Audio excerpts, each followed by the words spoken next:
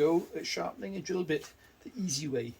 There's lots of different ways of doing this, and this is very much the simple fast method, but it works for me, so maybe it'll help you. So grind it on the fine wheel,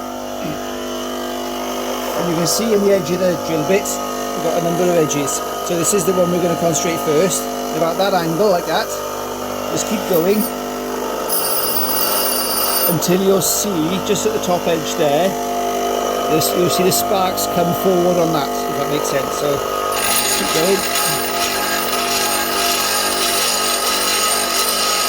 And just as you see there? Just there now.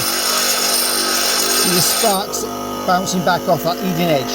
That means you've got all the way through like that, which is what you're looking for. Same again on that one. Then not much force, just gently side to side.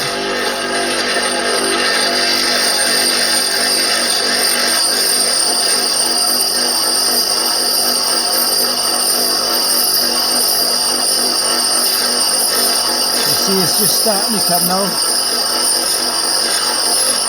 Yeah, see the sparks bouncing back again at the edge. Now what we do is flip it around, slightly different angle, and just put a quick touch backwards and forwards here now. On that one. And that gives you your leading face. See the two different faces there? That's your cut, that's your relief, and that'll cut nicely.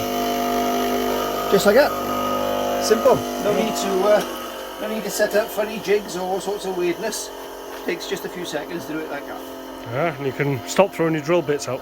Indeed, yeah, save a fortune on drill bits. Cool. Happy days. Okay, so you can see how the drill bit will cut now. It's just been sharpened, and normally I would go through the small bits first and work my way up to the big bit, but it's just show the cutting, sharpening does work. It'll cut. Here we go.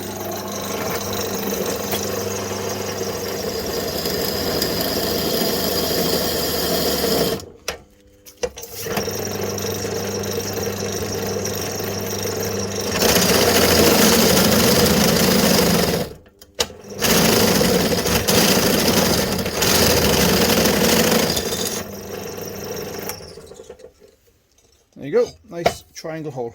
This is a big drill bit first. But like I said, I wouldn't normally go through the big bit like that because it doesn't like it.